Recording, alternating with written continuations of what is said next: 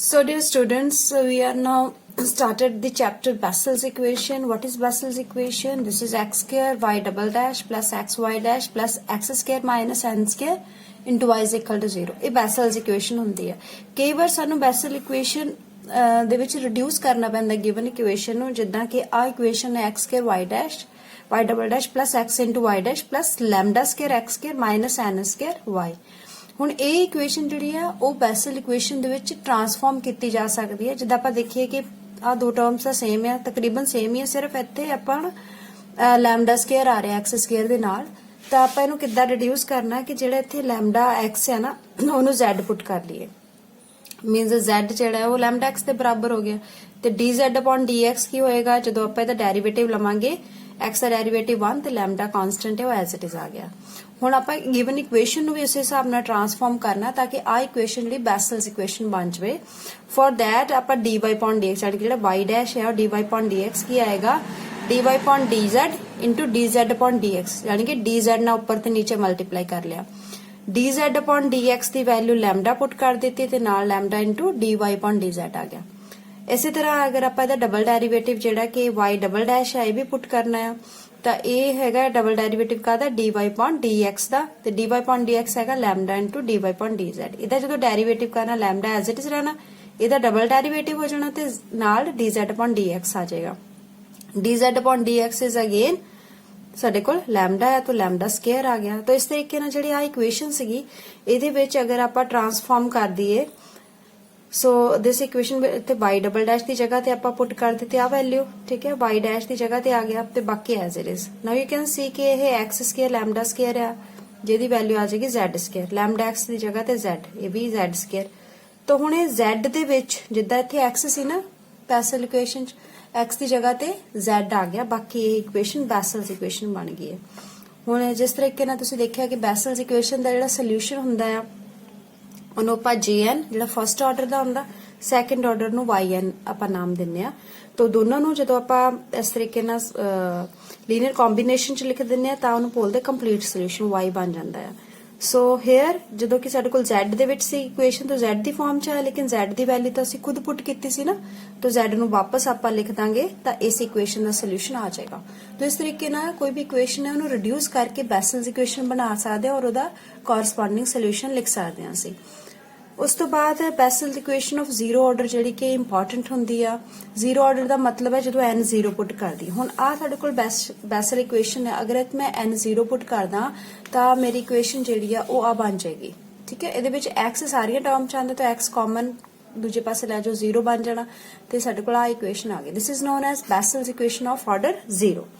ਹੁਣ ਅਗਰ ਇਹਦਾ ਸੋਲੂਸ਼ਨ ਲਿਖਣਾ ਆ ਤਾਂ jnx ਦੀ ਵੈਲਿਊ ਜਿਹੜੀ ਆਪਾਂ ਲਿਖਦੇ ਆ, jnx ਕੀ ਹੁੰਦਾ ਆ, jnx is summation r vary from 0 to infinity minus 1 raised to power r x by 2 raised to power n plus 2r upon r factorial n plus r plus 1 the gamma। ਸੋ ਆ ਹੁੰਦਾ ਸਾਡੇ ਕੋਲ ਬੈਸਲਸ function of order n। ਹੁਣ n ਦੀ ਜਗ੍ਹਾ ਤੇ ਇੱਥੇ 0 ਪੁੱਟ ਕਰ ਦੇਣਾ, ਜਿੱਥੇ ਜਿੱਥੇ n ਆ ਇੱਥੇ 0 ਆ ਜਾਏਗਾ, ਇੱਥੇ 0 ਆ ਜਾਏਗਾ, ਦੋ ਜਗ੍ਹਾ ਤੇ 0 ਆ ਜਾਣਾ। ਉਸ ਤੋਂ ਬਾਅਦ ਇਹਨੂੰ ਐਕਸਪੈਂਡ ਕਰ ਲੈਣਾ, r ਦੀ ਵੈਲਿਊ 0 1 2 3 ਪੁੱਟ ਕਰਾਂਗੇ ਤਾਂ ਇਸ ਤਰੀਕੇ ਨਾਲ ਸਾਡੇ ਕੋਲ ਇਹ ਜਿਹੜਾ ਆ ਬੈਸਲਸ ਫੰਕਸ਼ਨ ਆਫ ਜ਼ੀਰੋ ਆਰਡਰ ਆ ਜਾਏਗਾ। ਇਹਨੂੰ ਸਮੇਸ਼ਨ ਦੀ ਫਾਰਮ ਚ ਲਿਖਾਂਗੇ, ਮਤਲਬ ਇੱਥੇ ਆਪਾਂ ਸਿੱਧੇ ਪੁੱਟ ਕਰਦੇ ਅਗਰ n ਦੀ ਜਗ੍ਹਾ ਤੇ 0 ਤਾਂ ਆ ਬਣ ਜਾਏਗਾ। ਸੋ ਇਹਨੂੰ ਐਕਸਪੈਂਡ ਕਰਾਂਗੇ ਤਾਂ ਸਾਡੇ ਕੋਲ ਇਹ ਵੈਲਿਊ ਆ ਜਾਏਗੀ। So this is the first thing that Bessel's equation can be transformed in this way। ਇੱਕ ਹੁਣ ਆਪਾਂ ਇਹਦੇ ਚ ਇੰਪੋਰਟੈਂਟ ਰਿਜ਼ਲਟ ਕਰਨਾ ਹੈ ਕਿ j nx ਜਿਹੜਾ ਹੈ ਉਹ n raised to power -1 raised to power n into jnx ਦੇ ਬਰਾਬਰ ਹੁੰਦਾ। Very important result it is. ਤੇ ਇਹਨੂੰ ਪ੍ਰੂਵ ਕਰਨ ਦੇ ਲਈ ਅਸੀਂ ਬੈਸਲਸ ਫੰਕਸ਼ਨ ਦਾ ਆ ਜਿਹੜਾ ਫਾਰਮੂਲਾ ਆ ਇਹਨੂੰ ਫਾਰਮੂਲੇ ਨੂੰ ਆਪਾਂ ਯਾਦ ਰੱਖਣਾ ਆ, ਬਿਕੋਜ਼ ਅਸੀਂ ਸਾਰੇ ਕੁਐਸਚਨਸ ਦੇ ਵਿੱਚ ਥਿਓਰਮਸ ਦੇ ਵਿੱਚ ਨੂੰ ਬਾਰ-ਬਾਰ ਯੂਜ਼ ਕਰਦੇ ਆ। ਇਹ ਜਿਹੜਾ ਸਮੇਸ਼ਨ ਦੀ ਫਾਰਮ ਚ ਆਉਂਦਾ ਨਾ Bessel's function of first order, ਤਾਂ ਫਰਸਟ ਕਾਈਂਡ ਆਪਾਂ ਕਹਿੰਦੇ ਐਕਚੁਅਲੀ ਆਰਡਰ ਤਾਂ ਇਹਦਾ n ਹੈ, first kind. This is Bessel's function of first kind. ਹੁਣ ਇਹਦੇ ਵਿੱਚ ਕੀ ਆ ਕਿ ਇਕੁਅਲ ਪ੍ਰੂਵ ਕਰਨਾ, ਅਗਰ n ਦੀ ਜਗ੍ਹਾ ਤੇ -n ਕਰ ਦਈਏ, ਆ ਸਾਡੇ ਕੋਲ jnx ਦੀ ਵੈਲਿਊ, ਇਹਦੇ ਚ n ਦੀ ਜਗ੍ਹਾ ਤੇ -n ਕਰ ਦਈਏ ਤਾਂ ਕੀ ਆ ਜਾਣਾ, ਜਿੱਥੇ n ਸੀਗਾ ਉੱਥੇ -n ਆ ਜਾਣਾ, ਦੋ ਜਗ੍ਹਾ ਤੇ ਹੀ ਆ, ਠੀਕ ਹੈ। ਇੱਥੇ -n ਆ ਗਿਆ, ਇੱਥੇ ਵੀ -n ਆ ਗਿਆ। ਹੁਣ ਕੀ ਕਰਨਾ ਸੀ ਆਪਾਂ ਇਹ ਦੇਖਦੇ ਆ ਕਿ ਜਿਹੜਾ n ਹੈਗਾ ਸਾਡੇ ਕੋਲ ਨੈਗੇਟਿਵ ਹੈ है ना, क्योंकि माइनस n हो गया, n ਨੂੰ ਤਾਂ ਆਪਾਂ ਪੋਜ਼ਿਟਿਵ ਪਹਿਲਾ ਕੇਸ ਲਿਆ, ਆਪਾਂ ਪੋਜ਼ਿਟਿਵ ਇੰਟੀਜਰ ਹੀ ਲਿਆ, ਲੇਕਿਨ ਜਦੋਂ ਉਹਦੇ ਅੱਗੇ ਮਾਈਨਸ ਸਾਈਨ ਲਗਾ ਦਾਂਗੇ ਹੁਣ ਨੈਗੇਟਿਵ ਬਣ ਗਿਆ, ਆ ਚੀਜ਼ ਨੈਗੇਟਿਵ ਹੈ। ਤੇ ਨੈਗੇਟਿਵ ਅਗਰ r ਦੀ ਵੈਲਿਊ ਆਪਾਂ ਇਹਦੇ ਚ ਪੁੱਟ ਕਰੀਏ 0 1 2 3, ਜਦੋਂ ਆਪਾਂ r the value 0 1 2 3 up to n-1 ਤੱਕ ਪੁੱਟ ਕਰਨੀ ਹੈ। ਜਿੱਦਾਂ ਲਾਸਟ ਵਾਲੀ ਦੇਖੀਏ, ਅਗਰ r ਦੀ ਜਗ੍ਹਾ ਤੇ n-1 ਹੋਏਗਾ, ਇੱਥੇ ਪਹਿਲੇ -n ਤੇ +1 ਹੈ, ਤਾਂ ਕੱਟ ਕੇ 0 ਆ ਗਿਆ ਨਾ, ਤੇ ਗਮ ਆਫ 0 ਜਿਹੜਾ ਆ ਉਹ ਇਨਫਿਨਿਟੀ ਹੁੰਦਾ ਹੈ, ਠੀਕ ਹੈ। ਤੇ ਕਿਸੇ ਵੀ ਨੈਗੇਟਿਵ ਨੰਬਰ ਦਾ ਵੀ ਗਾਮਾ ਜਿਹੜਾ ਆ ਉਹ ਇਨਫਿਨਿਟੀ ਹੁੰਦਾ ਹੈ। ਤਾਂ ਇਹ ਤੋਂ ਛੋਟੇ ਜਿਹੜੇ r ਦੀ ਵੈਲਿਊ ਚ ਪੁੱਟ ਕਰਾਂਗੇ ਤਾਂ r ਦੀ ਵੈਲਿਊ ਜਦੋਂ n ਤੋਂ ਛੋਟੀ ਹੋਏਗੀ ਤਾਂ ਫਿਰ ਕੀ ਆ, ਆਹ ਨੰਬਰ ਇਹ ਨੈਗੇਟਿਵ ਬਣ ਜਾਣਾ, ਤੇ ਨੈਗੇਟਿਵ ਦਾ ਗਾਮਾ ਇਨਫਿਨਿਟੀ ਹੁੰਦਾ, ਤੇ ਸਮਥਿੰਗ ਅਪਨ ਇਨਫਿਨਿਟੀ, ਕਿਉਂਕਿ ਡਿਨੋਮੀਨੇਟਰ ਚ ਇਨਫਿਨਿਟੀ ਆ ਰਿਹਾ ਤਾਂ ਉਹ 0 ਬਣ ਜਾਣੀ ਵੈਲਿਊ। ਇਹ ਕਿਹੜੀਆਂ ਟਰਮਸ ਲਈ ਬਣਨਾ, ਜਦੋਂ ਆਪਾਂ r the value 0 1 2 3 up to n-1 ਤੱਕ ਪੁੱਟ ਕਰਨੀ ਆ, ਉਹ ਸਾਰੀਆਂ ਟਰਮਸ 0 ਬਣ ਜਾਣੀਆਂ, ਕਿਉਂਕਿ ਇਹ ਇਨਫਿਨਿਟੀ ਬਣ ਗਿਆ ਤਾਂ 1 upon this is 0।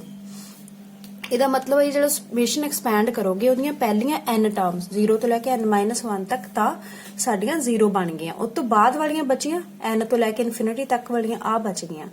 ਹੁਣ ਆਪਾਂ ਇਹਨੂੰ ਸਮੇਸ਼ਨ ਨੂੰ r ਦੀ ਵੈਲਿਊ n ਤੋਂ ਸ਼ੁਰੂ ਹੁੰਦੀ ਆ, ਆਪਾਂ ਚਾਹੁੰਦੇ ਹਾਂ ਕਿ 0 ਤੋਂ ਸ਼ੁਰੂ ਹੋਵੇ ਤਾਂ ਕਿ ਆਪਾਂ ਮੁੜ ਕੇ ਇਹਨੂੰ jnx ਦੀ ਫਾਰਮ 'ਚ ਲਿਖ ਸਕੀਏ।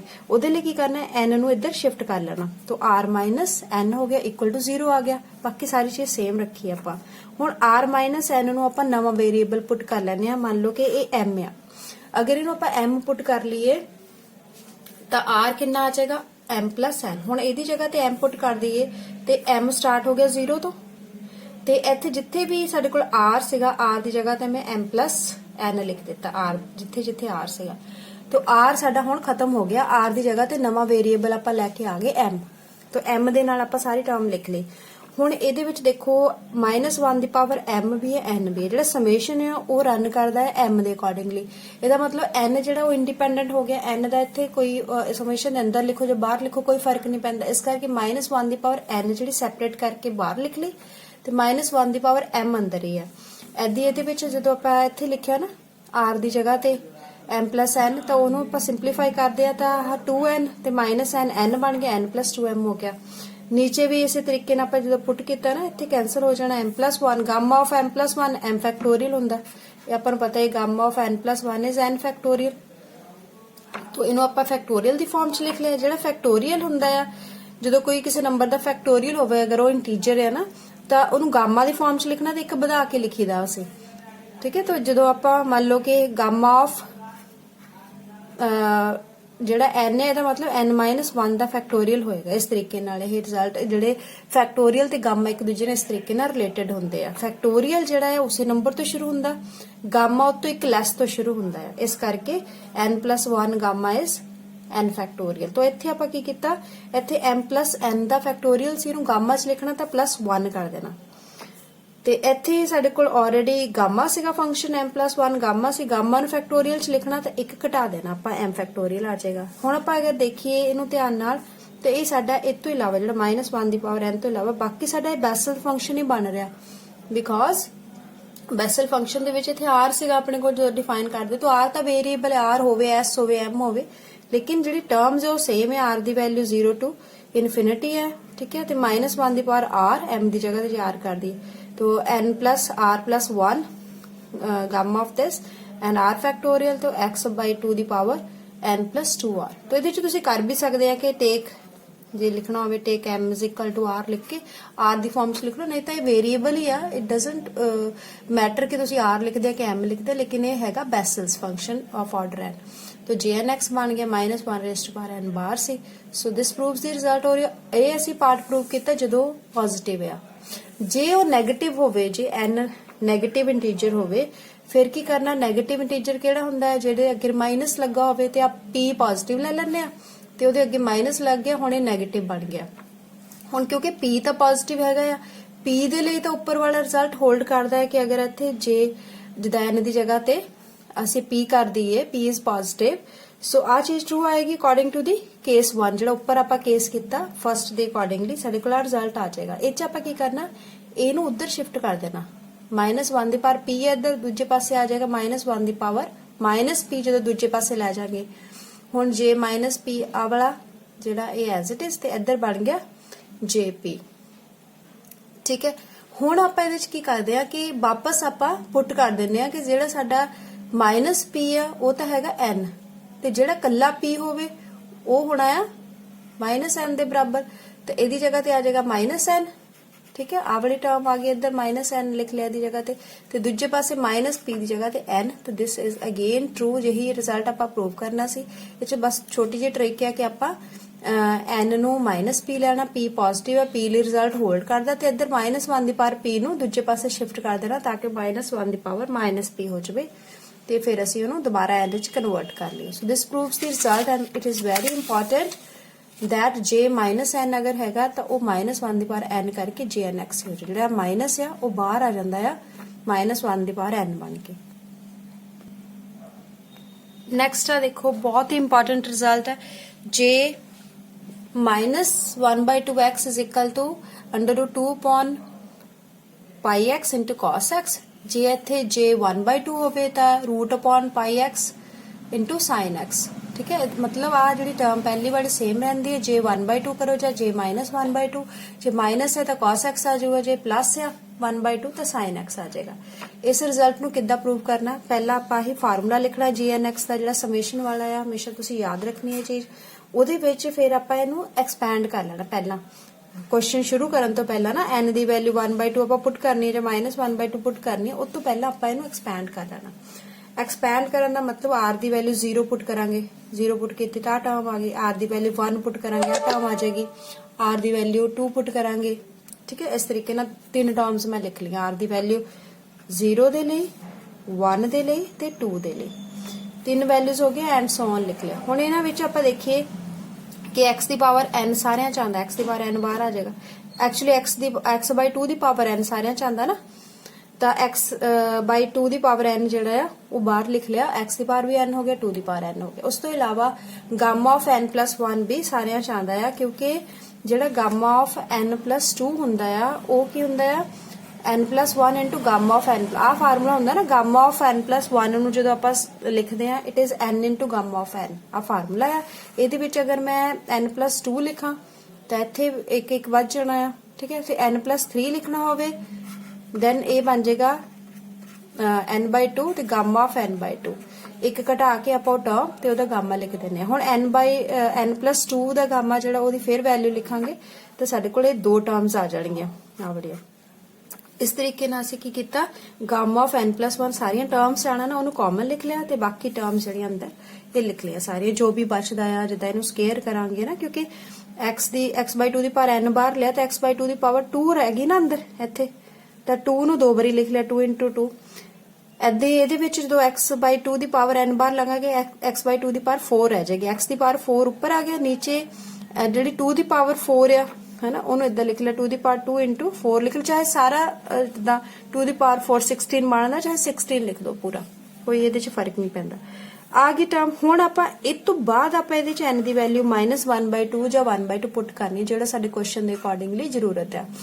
ਜਦੋਂ ਆਪਾਂ ਇੱਥੇ -1/2 ਪੁੱਟ ਕੀਤਾ ਜਿੱਥੇ ਵੀ n ਸੀਗਾ ਤਾਂ ਆ ਟਰਮ ਆ ਗਈ, ਅੰਦਰ ਜਿੱਥੇ n ਸੀ ਉੱਥੇ ਵੀ ਆਪਾਂ -1/2 ਪੁੱਟ ਕਰਕੇ ਸਾਡੇ ਕੋਲ ਇਸ ਤਰੀਕੇ ਦਾ ਟਰਮ ਆ ਗਿਆ। ਇਹਦੇ ਵਿੱਚ ਆ ਕੈਨਸਲ ਹੋ ਜਾਏਗਾ, ਸਾਡੇ ਕੋਲ ਬਚੇ x²/2, ਉਹਨੂੰ 2 ਫੈਕਟੋਰੀਅਲ ਲਿਖ ਸਕਦੇ ਆ। ਇੱਥੇ ਦੇਖੋ 2 2 4 ਕੈਨਸਲ ਹੋ ਗਿਆ, ਆ ਕੱਟ ਗਿਆ ਤੇ ਆਪਣੇ ਕੋਲ ਬਚੇ 1 into 2 into 3 into 4 ਜਾਣ ਕੇ 4 ਫੈਕਟੋਰੀਅਲ ਆ ਗਏ ਐਂਡ ਸੋ ਔਨ।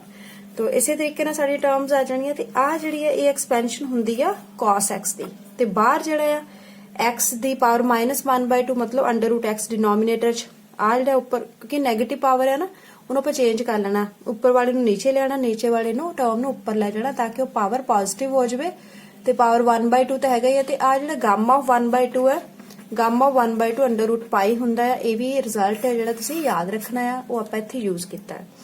ठीक है, तो अंडर रूट दे विच हो गए टर्म्स ते अंदर हैगा cos x। So this proves the first part. At the second part दे लिए भी की करना, n दी वैल्यू 1/2 पुट कर देनी है। इसे क्वेश्चन दे विच n दी वैल्यू 1/2 पुट करके साडे कोल आ चीज आ जानी, अंदर भी n दी वैल्यू 1/2 पुट कर दित्ती। हुण आपां देखिए अगर ਤਾਂ ਸਾਡੇ ਕੋਲ ਇੱਥੇ ਅੰਡਰ ਰੂਟ ਤਾਂ ਆ ਗਿਆ, ਪਰ ਹਨਾ ਜਿਹੜੀ ਟਰਮਸ ਹੈ ਇੱਥੇ ਜਿੱਦਾਂ 2 into 3 3 ਫੈਕਟੋਰੀਅਲ ਬਣਦਾ ਪਿਆ, ਇਹਦੇ ਵਿੱਚ ਵੀ ਆ ਕੈਨਸਲ ਕਰ ਦਈਏ ਤਾਂ ਸਾਡੇ ਕੋਲ ਇਹ 2 3 4 5 ਫੈਕਟੋਰੀਅਲ ਬਣਦਾ ਪਿਆ।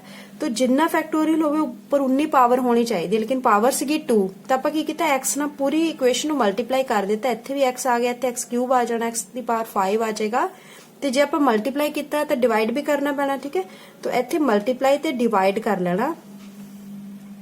ਇੱਥੇ ਹੁਣ ਮੈਂ ਕਿਉਂਕਿ ਇਹਨੂੰ ਲਿਖਿਆ ਨਹੀਂ ਹੋਇਆ, ਚਲੋ ਇੱਥੇ ਕਿਉਂਕਿ ਉਹ ਐਡਜਸਟ ਹੋ ਗਿਆ ਨਾ ਵਿੱਚ ਜਦੋਂ ਆਪਾਂ x ਨਾਲ ਮਲਟੀਪਲਾਈ ਕੀਤਾ, ਇੱਥੇ ਆ ਗਿਆ। ਜਿਹੜਾ x ਬਾਹਰ ਆਣਾ ਸੀ ਇੱਥੇ ਮੈਂ ਲਿਖ ਦਿੰਦੀ ਹਾਂ ਕਿ ਆਪਾਂ x ਨਾਲ ਮਲਟੀਪਲਾਈ ਤੇ ਡਿਵਾਈਡ ਕੀਤਾ। ਜਿਹੜਾ x ਅੰਦਰ ਗਿਆ ਉਹਦੇ ਨਾਲ ਤਾਂ ਇੱਥੇ ਆ ਟਰਮਸ ਆ ਗਈਆਂ ਸਾਰੀਆਂ, ਤੇ ਜਿਹੜਾ x ਬਾਹਰ ਸੀਗਾ ਉੱਥੇ x ਦੀ ਪਾਵਰ 1/2 ਨੀਚੇ x ਹੈ, ਤਾਂ x ਦੀ ਪਾਵਰ 1/2 ਨੀਚੇ ਆ ਗਈ, ਠੀਕ ਹੈ। ਤਾਂ ਕਰਕੇ ਉਹ ਆ ਗਿਆ। ਤੇ ਜਿਹੜਾ √2 ਹੈ ਇਹ ਆ ਗਿਆ। ਇਹਦੇ ਵਿੱਚ ਕੀ ਹੈ ਕਿ ਆ ਜਿਹੜਾ ਗਾਮਾ ਆਫ 3/2 ਹੈ, ਬਾਹਰ ਸੀਗਾ ਗਾਮਾ ਆਫ 3/2, ਜਿਹੜਾ ਆਪਣੇ ਕੋਲ ਟਰਮਸ ਆਈ ਆ ਜਦੋਂ ਆਪਾਂ ਇਹਦੇ ਚ ਪੁੱਟ ਕੀਤਾ ਨਾ, ਇੱਥੇ ਪੁੱਟ ਕੀਤਾ, ਤਾਂ ਗਾਮਾ ਆਫ 3/2 ਹੋਏਗਾ 1/2 ਗਾਮਾ ਆਫ 1/2। ਤੇ ਜਿਹੜਾ 1/2 ਆਣਾ ਹੈ ਇੱਥੇ ਨੂੰ ਜਦੋਂ ਸਿੰਪਲੀਫਾਈ ਕਰਨਾ ਆ ਤਾਂ ਇਹ ਬਣ ਜਾਣਾ, ਇੱਥੇ ਮੈਂ ਲਿਖ ਦੇਣੀ 1/2 ਗਾਮਾ 1/2। ਤੇ 1/2 ਇੱਥੇ ਕੱਟ ਗਿਆ, ਫਿਰ ਨੀਚੇ ਕਿਉਂਕਿ ਰੂਟ ਹੈ ਨਾ, ਇੱਕ ਰੂਟ ਵੱਜ ਜਾਣਾ, ਉਹ ਰੂਟ ਉੱਪਰ ਚਲ ਜਾਣਾ। ਤੇ ਇਸ ਤਰੀਕੇ ਨਾਲ ਇਹ ਵੈਲਿਊਜ਼ ਜਿਹੜੀ ਆ ਗਈ। ਆ ਜਿਹੜੇ ਔਡ ਪਾਵਰ ਹੈ x ਦੀਆਂ ਤੇ ਨੀਚੇ ਉਨੇ ਦਾ ਫੈਕਟੋਰੀਅਲ ਆ, ਇਹ ਸਾइन ਦੀ ਐਕਸਪੈਂਸ਼ਨ ਹੁੰਦੀ ਹੈ, sin x ਦੀ ਐਕਸਪੈਂਸ਼ਨ ਆ ਵਾਲੀ ਹੈ, ਤੇ sin x ਦੀ ਫਾਰਮ ਚ ਆ ਗਿਆ। ਹੁਣ ਜਿਹੜਾ ਤੀਸਰਾ ਰਿਜ਼ਲਟ ਹੈ ਇਹ ਤੁਸੀਂ ਖੁਦ ਕਰਨਾ ਆ। ਕੀ ਕਰਨਾ ਸੀ, ਦੋਨੋਂ ਜਿਹੜੇ ਆਪਾਂ ਵੈਲਿਊ ਕੱਢੀਆਂ ਆ ਇਹਨਾਂ ਦੋਨਾਂ ਦਾ ਸਕੁਅਰ ਤੇ ਸਮ ਕਰਨਾ। ਹੁਣ ਦੇਖੋ ਆ ਪਹਿਲੀ ਵੈਲਿਊ ਹੈ, ਇਹਦਾ ਸਕੁਅਰ ਕਰਾਂਗੇ ਅੰਡਰ ਰੂਟ ਖਤਮ ਹੋ ਜਾਏਗਾ, cos ਸਕੁਅਰ ਆ ਜਾਣਾ। ਆ ਦੂਜੀ ਵੈਲਿਊ ਹੈ, ਇਹਦਾ ਆਪਾਂ ਸਕੁਅਰ ਕਰਾਂਗੇ ਤਾਂ ਅੰਡਰ ਰੂਟ ਖਤਮ ਹੋ ਕੇ sin ਸਕੁਅਰ ਆ ਜਾਣਾ। ਆ ਦੋਨੋਂ ਤਾਂ ਚੀਜ਼ਾਂ ਸੇਮ ਹੈ, ਬਾਹਰ ਆ ਗਿਆ ਅੰਦਰ cos square plus sin square 1। So what we will get, we will get this thing। ਆਹ ਟਰਮ ਆ ਜਾਣੀ ਨਾ, ਅੰਡਰ ਰੂਟ ਖਤਮ ਹੋ ਕੇ ਬਾਹਰ ਆ ਜਾਣਾ, ਅੰਦਰ cos square plus sin square 1। So this proves the result।